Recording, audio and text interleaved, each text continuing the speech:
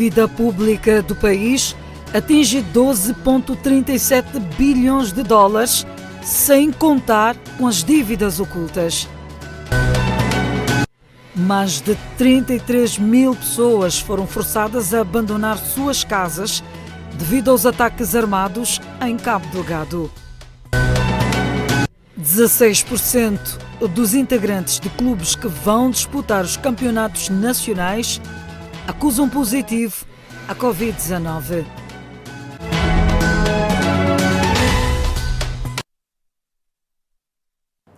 Boa noite, bem-vindo ao seu jornal principal. O Presidente da República, Filipe Nyusi, acusa a junta militar da Renamo de não estar interessada na viabilização do diálogo. Nyusi falava esta quarta-feira na graduação, neste caso no encerramento do ano académico do Instituto Superior de Estudos de Defesa, Armando Guebuza.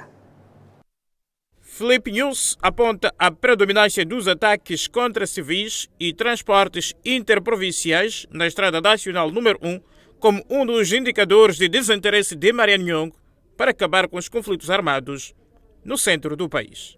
Relativamente ao Teatro Centro, este do Nhongo e outros guerrilheiros da Renamo, continuam a fazer ataques. Ontem, por exemplo, realizaram 2 ataques na província de Manica, na zona da Ponte do Deus, para aqueles que conhecem, Ndenga, Dombe, Sundenga, onde atingiram 3 cidadãos moçambicanos, um com alguma gravidade, e mais tarde, às 13h10, fizeram também em Xambuca, mas na localidade de Bunga, dispararam contra uma viatura. Portanto, fica claro que não há interesse nem vontade por parte desses moçambicanos para o diálogo, nem para resolver problemas de moçambicanos perturbados. É neste sentido que o Presidente da República desafia aquela instituição de formação militar para acabar com os ataques no centro e norte do país. A dimensão e a importância de qualquer instituição de ensino medem-se pela qualidade dos seus graduados e principalmente pelos resultados que esses graduados produzem na sua atuação profissional. E sendo o ISEDEF uma instituição de formação da área militar, tem a responsabilidade de formar estudantes tendo em conta o conjunto de ameaças que o país vem sofrendo em cada momento, em cada etapa. Referimos-nos concretamente à agressão terrorista ao nosso país, assim como aos ataques dos homens armados da Renamo. Nyusi acrescenta que o país ainda está à espera do apoio internacional para enfrentar o terrorismo que está a ameaçar a soberania nacional. Talvez importante aqui sublinhar, o terrorismo não se combate unilateralmente como um Estado. É um cancro que se espalha pelo corpo, que se chama o mundo. Então sempre é importante as sinergias se juntarem. Temos estado a trabalhar bilateralmente com os países da Europa, com os países da América, da Ásia, da África, incluindo da região da SADC. E há sinais ou atos concretos que estão a decorrer nesse aspecto e que vocês serão necessários, mais uma vez, convidados a cooperar ou a trabalhar nesse sentido. Por fim, desafia o Ministério do Interior a ser mais proativa na sofisticação das forças militares e policiais, tendo em conta os desafios atuais. É nesse contexto que o setor das Forças Armadas de Defesa de Moçambique deve privilegiar a formação técnico-militar destas forças no combate a ameaças de âmbito nacional e regional e internacional, subdivididos em 2 grandes eixos. Primeiro, consiste em estabelecer metodologias eficazes tendentes à diminuição da dependência externa no âmbito de capacitação e formação especializada dos nossos oficiais. Segundo, internamente devem de forma intensa assegurar a formação contínua dos oficiais do quadro permanente, como forma de promover o crescimento das Forças Armadas de Defesa de Moçambique, para que possam rejuvenescê-las de forma permanente e aumentar a sua capacidade de apoio ao Estado. De lembrar que mais de 100 formandos concluíram o 6º curso de Estado-Maior Conjunto, 9º curso de Promoção Oficial Superior e além de 27 mestrados em Direito e Segurança, entre outros. Já as personalidades presentes na graduação dizem que os formandos serão uma mais-valia para combater os conflitos no centro e norte do país. A secretária de Estado da província de Maputo, Vitória Diogo, acredita que os formandos em questões militares podem acrescentar valor no combate à insurgência no norte e os ataques militares no centro. Estamos a valorizar os nossos quadros das Forças Armadas de Defesa de Moçambique. Nós, na província de Maputo, nos sentimos muito orgulhosos por termos esta instituição que está alojada nesta província, para além de outras instituições também de formação técnica na área de defesa e segurança, porque esta província tem outras instituições, juntam-se a instituições de ensino superior público e privadas, ensino técnico profissional. Portanto, é uma província que está a produzir conhecimento e em várias áreas, incluindo esta área da defesa e segurança, que é tão crucial para garantir a soberania deste país, para garantir a integridade territorial. Armando Guebuza alinha no mesmo posicionamento e espera que os oficiais possam acrescentar valor nas forças de defesa e segurança. Este aqui é para serem utilizados em todo o país, incluindo o centro, penso. Reforço para... É isso mesmo, é isso que estava a dizer, que estava a referir, é um reforço. Vai ajudar, vai apoiar certamente os esforços que o país faz, que Moçambique faz, para alcançarmos a paz. José Fernando, promovido a major, promete defender a pátria em prol da soberania nacional. Nós estamos preparados para esse momento. Já o simples fato de termos sido convidados para poder participar neste curso de Estado Maior Conjunto, já daí definia-se o desafio. O desafio para todos nós é fazer face à situação atual que o país enfrenta. Nós cumprimos com indicações e ordens bem concretas. Então, de acordo às ordens que vierem, são estas satisfeitas para fazer face mesmo. Pronto mesmo para defender a pátria. Para fazer face ao terrorismo, deve haver uma sinergia de todos os países da região e mesmo até do continente. Porque só assim que nós podemos fazer face a esta situação. Por sua vez, Teotónio Judge diz que o grau que hoje alcançou vai reforçar seu trabalho de investigação em busca de soluções para resolver os problemas que o país enfrenta. Os estudantes aqui formados hoje é o início de vários desafios. Estamos prontos para fazer face àquilo que são os desafios que o país necessita e vamos trabalhar a fim de trazer soluções do ponto de vista de pesquisa acadêmico para solucionar os problemas que o país possa apresentar. A instituição que tem como patrono Armando Guebuza promete formar quadros da defesa capazes de devolver a estabilidade assolada pela onda de raptos, ataques e terrorismo no norte.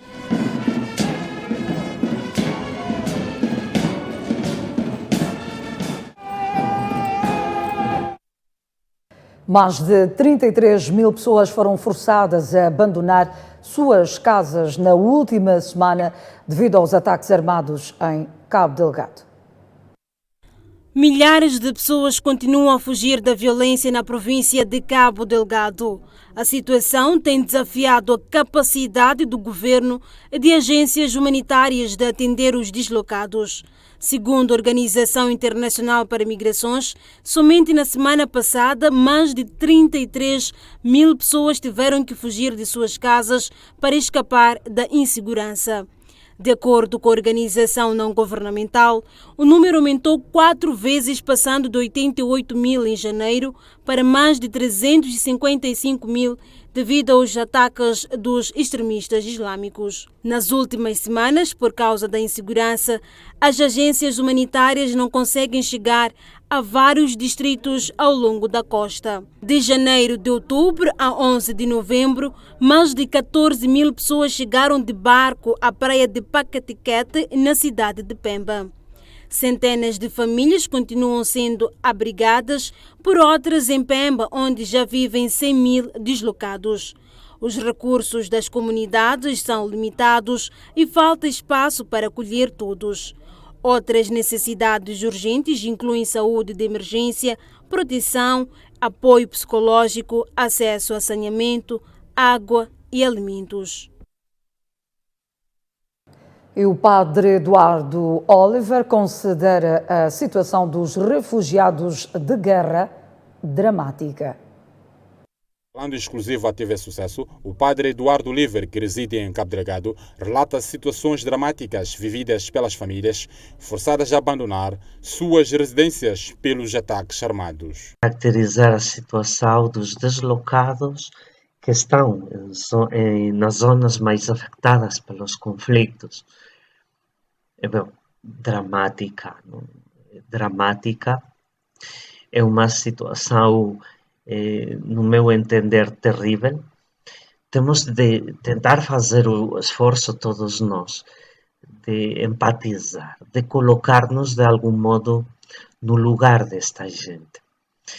Famílias inteiras, aglomerados familiares ou de vizinhos de muitas aldeias do norte que não querem deixar seu lugar, não tem porquê abandonar o lugar onde eles se sustentam, onde eles moram, onde eles deitaram raízes, né?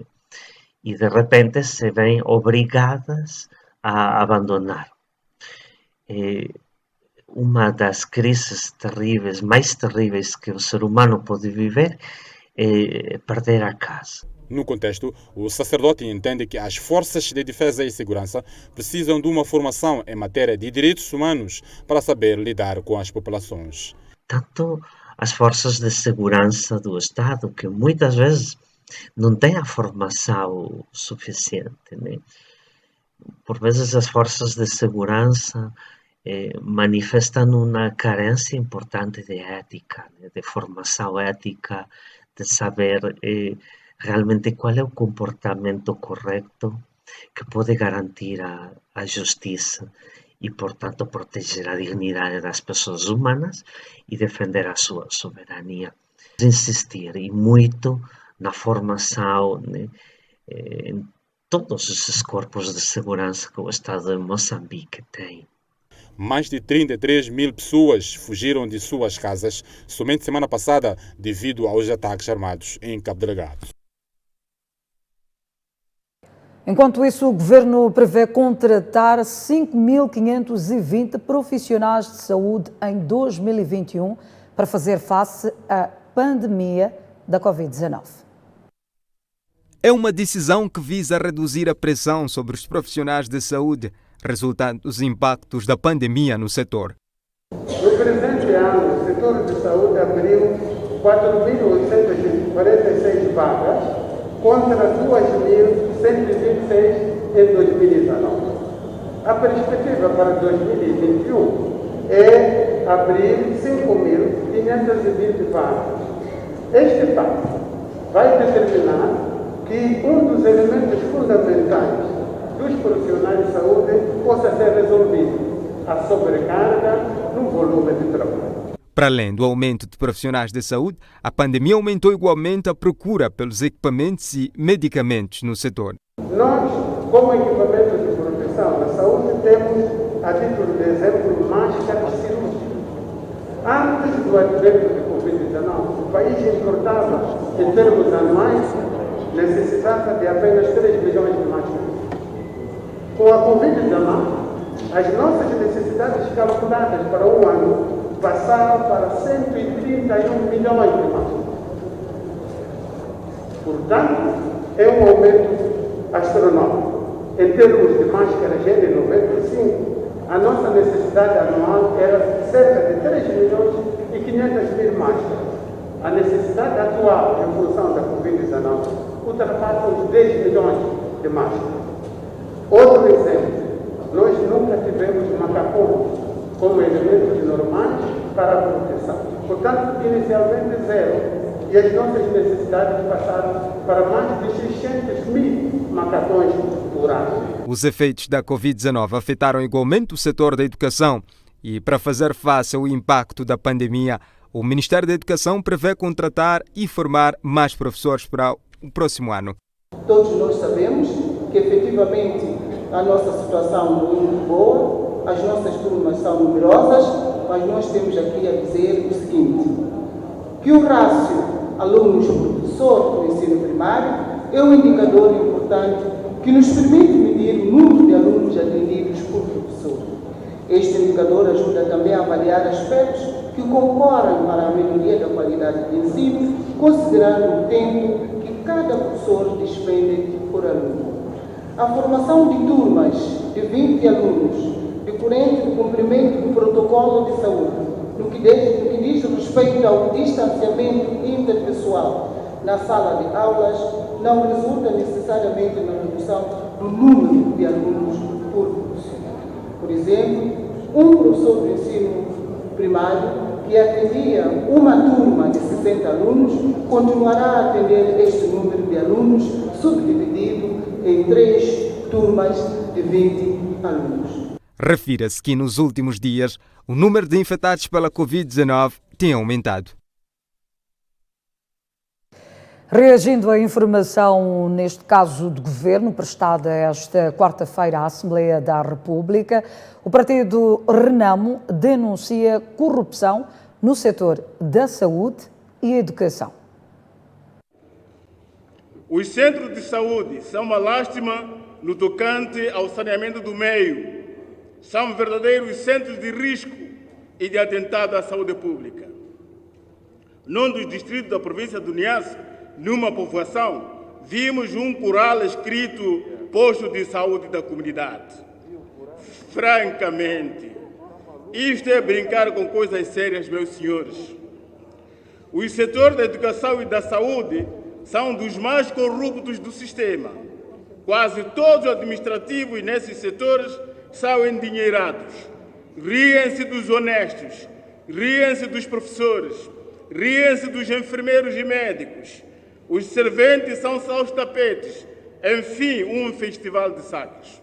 Ora, a atual pandemia coloca desafios sérios a estes desideratos, uma vez que o campo onde vive a maior parte do nosso povo ressente-se mais com a falta de infraestruturas, sobretudo sanitárias, e, consequentemente, com poucas condições para operar em tempo de Covid. Aliás, ali no campo onde vive a maior parte do nosso povo, falar da internet, do ensino remoto de emergência, de plataformas digitais. Queremos sublinhar a solidariedade sempre presente dos nossos concidadãos, a prontidão e a proatividade do nosso governo, que em tempo recorde conseguiu mitigar os efeitos das calamidades naturais, prestando assistência humanitária às vítimas e restabelecendo as comunicações entre o norte e o centro num extremo, com o sul no outro extremo, separados devido ao corte da Estrada Nacional número 1. De volta às notícias, dívida do país atinge 12,37 bilhões de dólares, sem contar com as dívidas ocultas. A informação foi partilhada hoje pelo Ministro da Economia e Finanças, Adriano Maliani. As garantias passadas a favor da Proíndico. De acordo com o Ministro das Finanças, Adriano Maliani, o valor da dívida do país corresponde ao que o país produziu em 2019. Na dívida externa, não estamos a incluir as garantias passadas a favor da Proíndico no montante de 622 milhões e da MAME no montante de 535. Porque, como já foi explicado, aqui nesta casa foi em tempo dito que esta dívida, chamada oculta, não devia ser paga e nós respeitamos, não está sendo pago e por isso mesmo não entra na estatística. O ministro revela igualmente que os 12,37 bilhões de dólares da dívida pública são provenientes de 35 credores, incluindo a China. A China, estamos a dever 2,02 bilhões. E é importante verificar que na China temos 3 janelas de financiamento ao país. Há uma primeira janela que é doações. recebemos doações. E a segunda janela, que é dívida países, entre países, que é mais ou menos dívida que não tem juros, só pagamos o capital. E depois tem dívida que é mais para a atividade econômica, que é feita através do Exim Bank. O país registra igualmente melhores relações com o Fundo Monetário Internacional, mercê do reforço da transparência. Eu queria informar, o país está bem com o Fundo Monetário Internacional.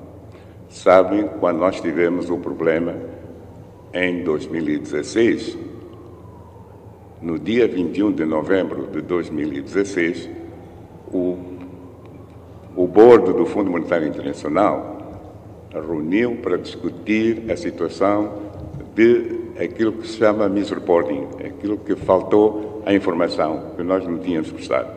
E deliberou. Podíamos ter sido castigados, mas não fomos. Por quê? Porque demos toda a informação que era necessária atualizar a estatística. E a partir daquele momento, o nosso relacionamento tem sido excelente. Refira-se que 49% da dívida doméstica do país foi contraída no âmbito da consolidação fiscal. O fogo destrói casa de construção precária e deixa a família ao relento no bairro da Mafalala, arredores da cidade de Maputo. Salvasse alguma coisa, tudo devorou e não foi, todos documentos, todos os bens daqui da casa, nada saiu, porque não estava cá ninguém. É um verdadeiro momento de dor e desespero para esta família, que viu o seu teto reduzir-se a cinzas no início da tarde desta quarta-feira, depois das chamas provocadas por um curto-circuito. Traumatizado com o ocorrido, Sebastião Muchate, proprietário da residência queimada, apontou que os vizinhos tentaram sem sucesso combater o fogo e sublinhou que o Corpo de Bombeiros chegou tarde ao local. Os vizinhos tentaram ajudar, apagar o fogo, não conseguiram.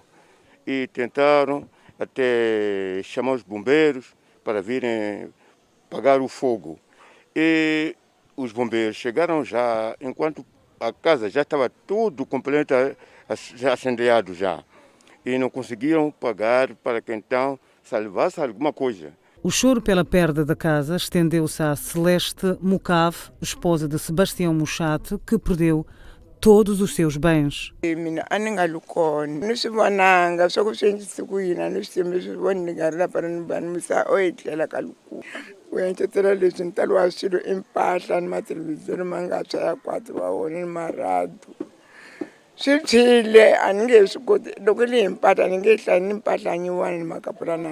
A vizinhança não ficou de braços cruzados face ao incidente, tal como descreve Dalina Guambe, que juntamente com outros tentou apagar o fogo na casa com recurso a baldes com água. Por volta das 13h30, a outra vizinha que vive em frente disse: fogo, fogo, fogo, fogo. Então todos saímos a correr.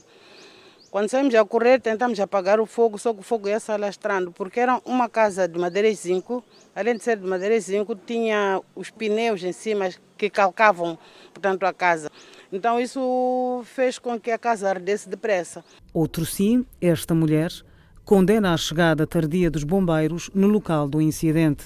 Fomos pedir à polícia, a polícia foi aos bombeiros, alguns vizinhos também foram aos bombeiros, foram chamar, eles vieram. Mas quando eles chegaram, realmente já o fogo estava muito intenso. Importa frisar que o incêndio não provocou nenhum morto e ferido, além de danos materiais.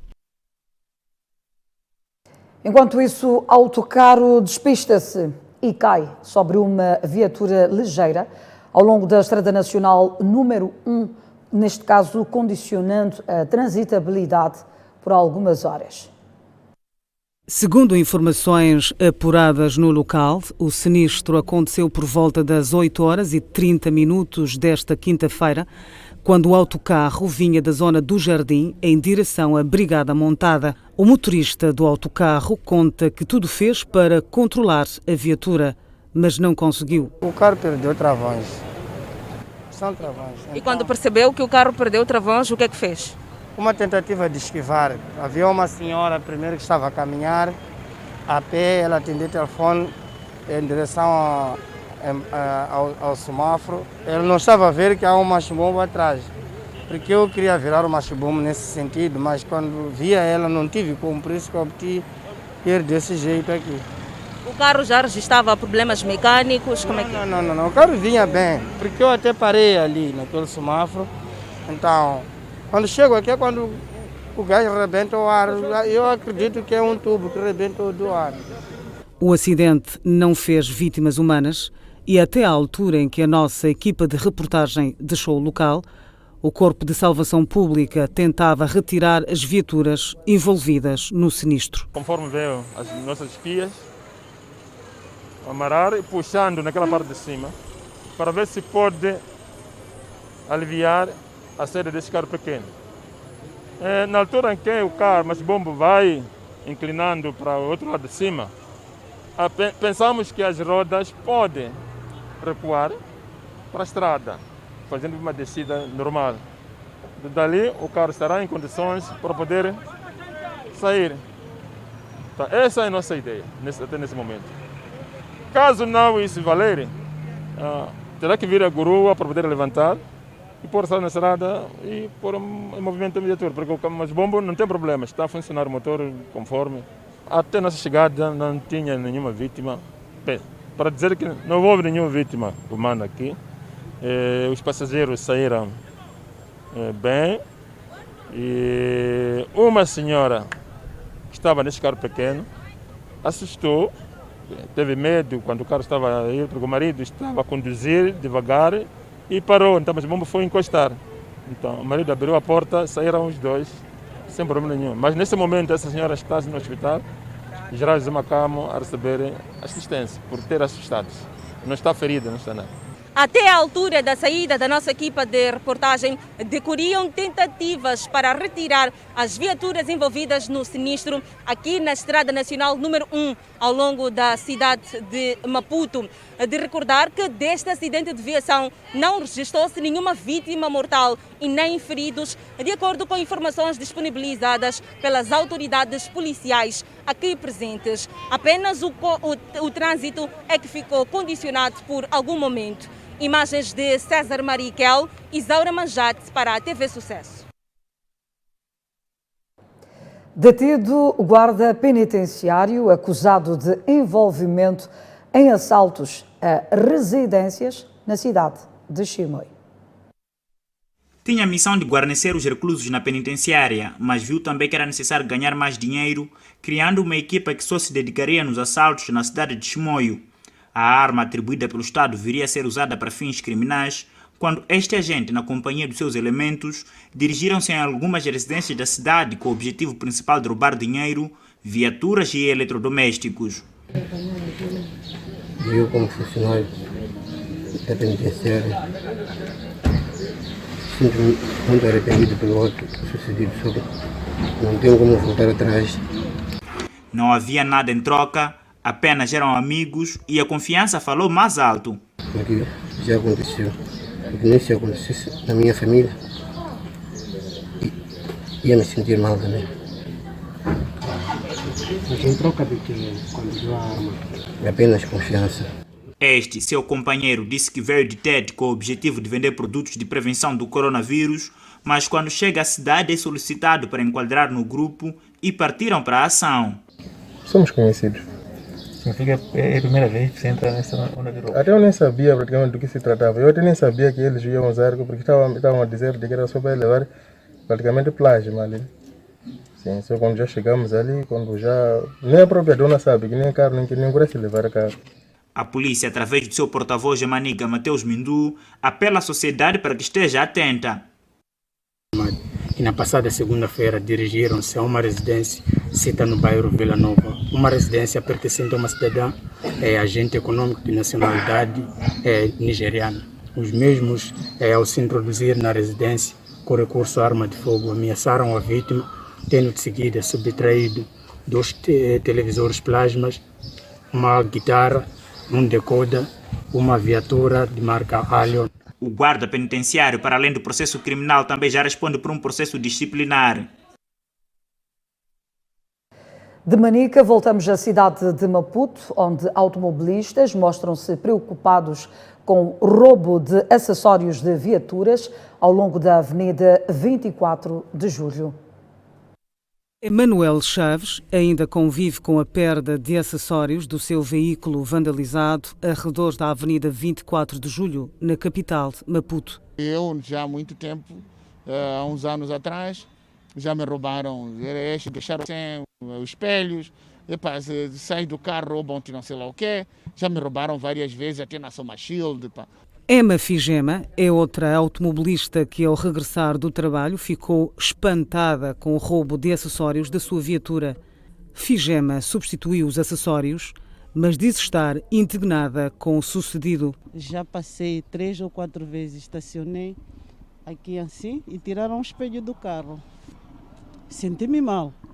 Eu deixei o meu carro completo, quando voltei não apanhei o vidro. Então fiquei preocupada. Ezequiel Evaristo sofreu o mesmo roubo. Já me roubaram extintor. Aqui mesmo. Extintor de viatura, desse lado.